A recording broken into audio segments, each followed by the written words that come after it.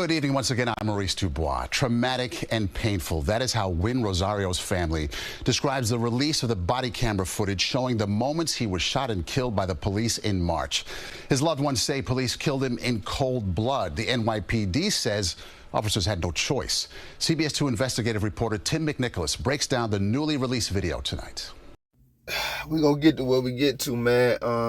Before we do, though, I do want to say rest in peace to 19-year-old Win Rozario, and prayers to his family and loved ones, man. And also to the so many other names, it's no way I would begin to call them in one video, or I mean anywhere in life, because ultimately I would end up slighting someone, because even if I had all the time in the world, I couldn't say or remember our brother and sister Americans who have been slaughtered by American police, you know what I mean? So rest in peace to all of you, and prayers for your family and loved ones. I was researching these cases, and that's one reason I can say it's just too many of them before I, decided on doing this particular video. This happened March the 27th, just this year, guys. We're talking a couple of months ago. This young man called he called 911 for help, and then the NYPD showed up at his house, and we're going to see what happened next. I haven't watched the rest of the video. We're going to see it together. Trailhand Bill, reporting live from South Florida. He's having an episode. That's Win Rozario's younger brother outside the family's Ozone Park home, talking to two NYPD officers after his brother called 911 in March. He called himself? Yeah. Inside, they found Win Rozario with his mother. He opens a drawer, takes out scissors, and charges toward the officers before they tase him. His mom takes the scissors from him and puts them down. You could hear his brother pleading with police not to shoot her. We're not. Tell him to get the out of the way. When she moves, police tase him again. But the 19-year-old picks up the scissors and continues moving toward officers. The NYPD said in March that the mother at some point, it's not clear when, accidentally knocked the taser prongs off. In the front room, one officer fires his gun. It is not clear if Rozario was hit. Then you can see all three family members in a struggle. When Rozario picks the scissors up from the floor and steps toward the officers, we are freezing the video when one of the officers fires 4 more shots until the 19-year-old drops. The family released a statement Friday calling for the officers to be fired and prosecuted, and reiterating what they told CBS 2 Investigates back in March. If they really wanted to, they could have detained him and saved a life that day. Those officers are on modified duty, meaning they're not carrying guns right now. The NYPD is still investigating, as is the Attorney General, Maurice. Tim, what about mental health experts? What are they saying about all this? Well, many of them tell us that this is an example of why more social workers and EMTs should be responding to more mental health calls. The NYPD says police rarely use force during mental health emergencies, but they acknowledge there is much work to be done to improve how they respond to calls for assistance. There really is. I got my water, y'all. So much to say about this, and how do you say it all?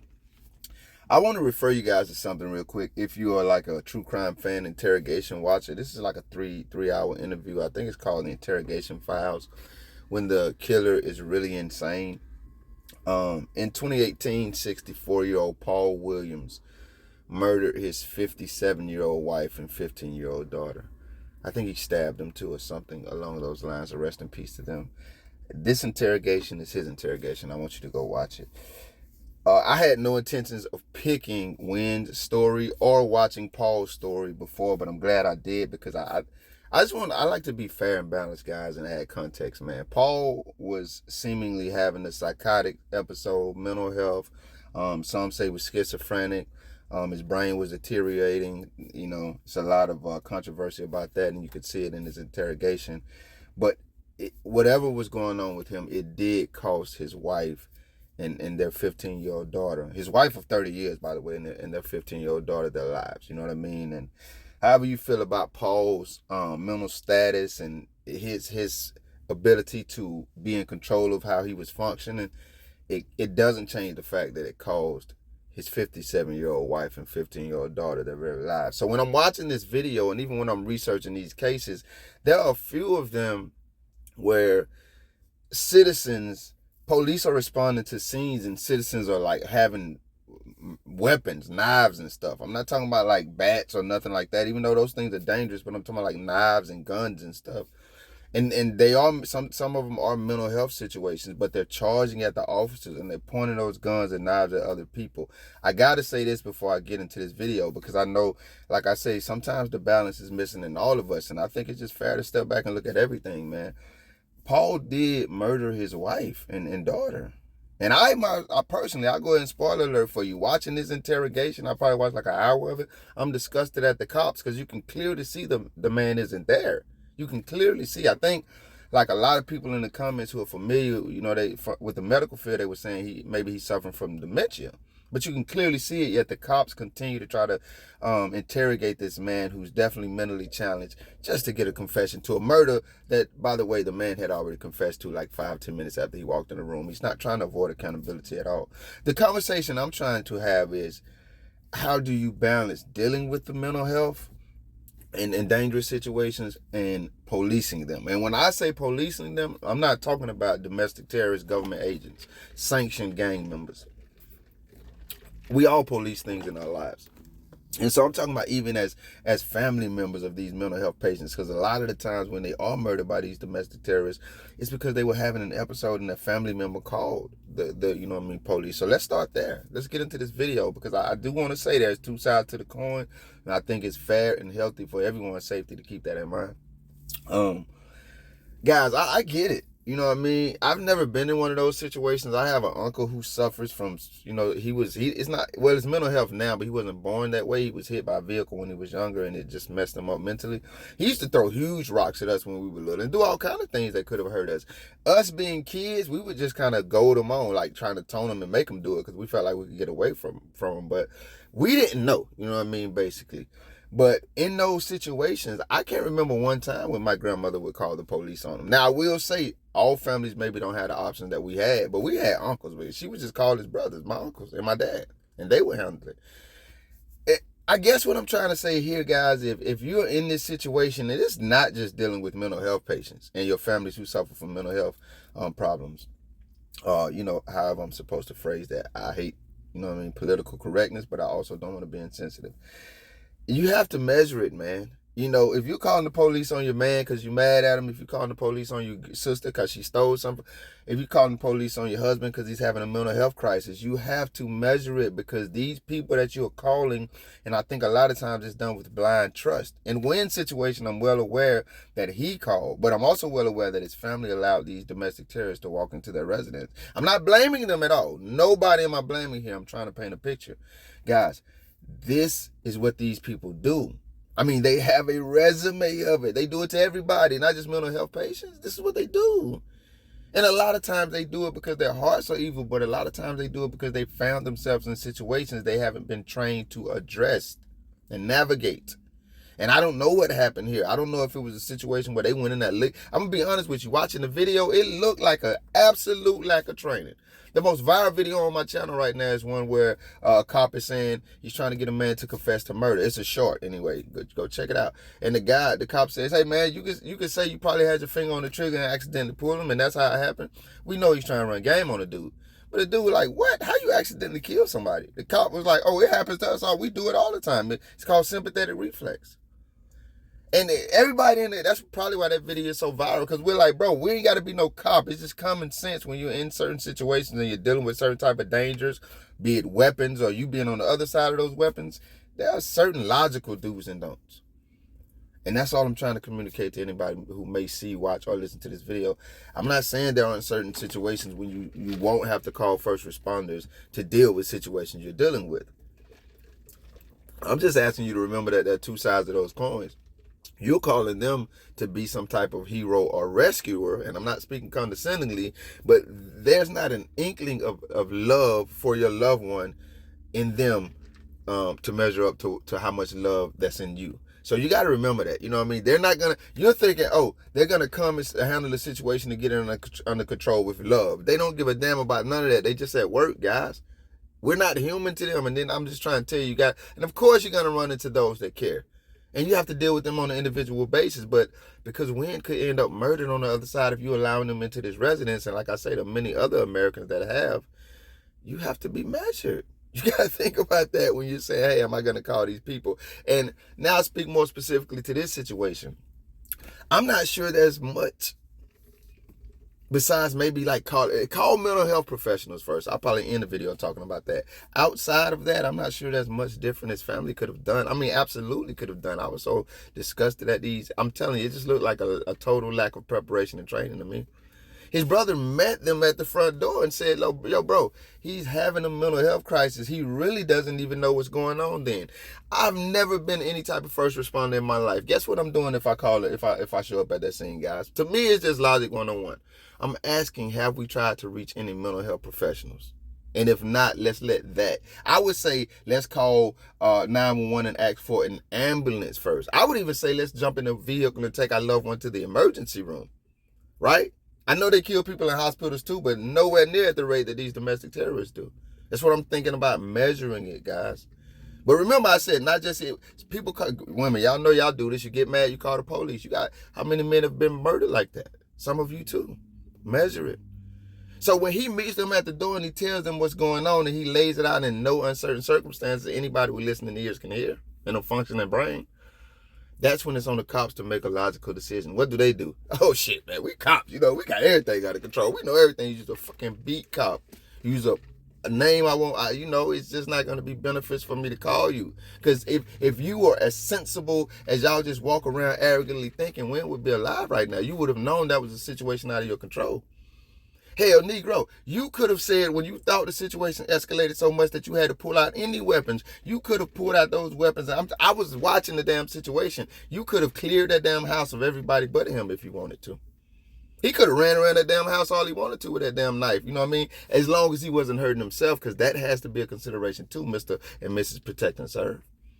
But there were a million different ways you could handle that situation. But, just for the hell of it, let's say that we give you, y'all in the house, he wilding out, and y'all pull out the weapons. You try to tase him. We got to give you that. We can't act like that didn't happen. You try to tase him several times. Wynn snatched them off. Mental health crisis, big dog. You probably ain't even feeling none of that. Now you pulling out guns. You know the first damn thing that got to me?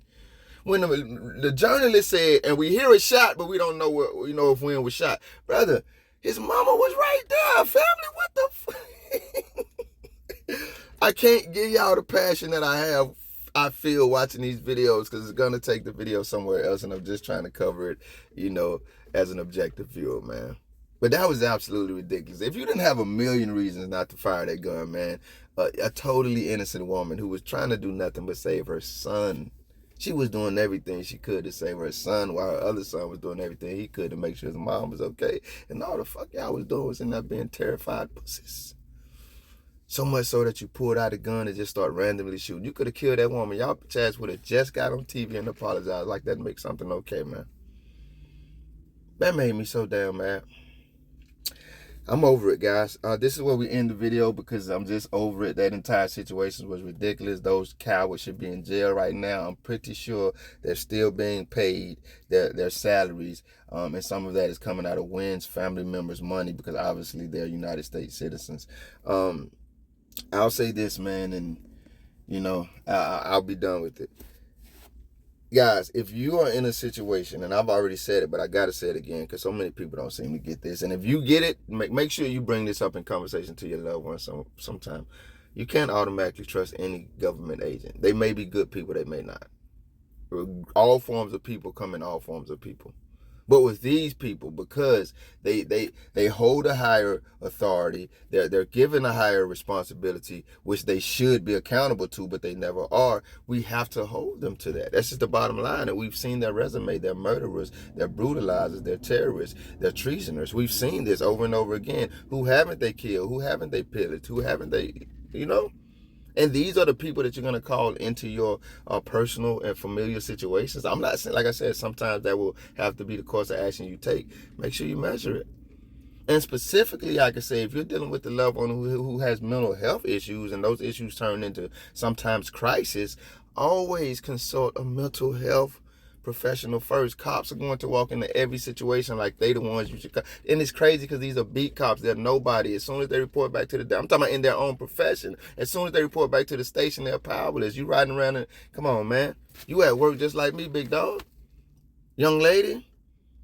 Guys, these are not heroes because they got on those badges. Then the 911 operators, look up 911 scandal. Those people aren't compassionate and caring just because they on the other side of that phone call. No, they're people at work, guys. Some of them are compassionate and caring. Some of them are total assholes who couldn't give a damn. They just ready to get through that shift. While you're telling them about your loved one dying, bleeding out, or having a mental health crisis, they probably got Taylor Swift in the iPod in the ear. I don't know. You just can't put blind faith, especially as it pertains to the well-being and lives of people you love and even yourself, in the hands of strangers because they hold particular positions. You have to measure it. And once more, specifically, there are a lot better options when your loved ones are having a mental health crisis. Like I said, you can take them to the emergency room. You can call and it's 2024, all type of ways to reach out to professional medical personnel, not these domestic terrorists who are going to walk into your home, your lives, and with all of the danger they bring, addressing every situation like they have answers they've never even heard of. Not them, guys. That's not the way to go. I had something else I want to say, but I can't remember it. I don't want to prolong the video. Just be careful out there, and keep it balanced. That's what it was, guys, because just like I said, all of that, I will tell you, man, when his brother clearly said he doesn't even know what he's doing right now. Just like the gentleman I told you guys about in the beginning of the video, Paul, he didn't really know what he was doing, but he still murdered his wife and his child. So I'm not saying don't take these situations ultra seriously, but measure them. Trail and Bill, y'all know where I'm at. Rest in peace to our brothers and sisters, man. Y'all be safe. Olsen Park is a target for the police to recruit NYPD. They recruit by militia people. My family from Silas. Last year the community said. But unfortunately, Do you have your papers? One of the papers? I believe most of them are given out. Okay, thank you. He's having an episode. He called himself? Yeah.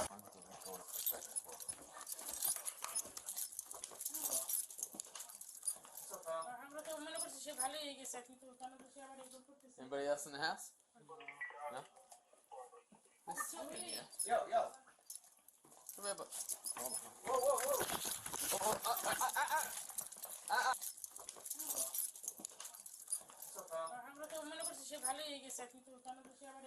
Anybody else in the house? No? Yo. Come here, but. Hold on.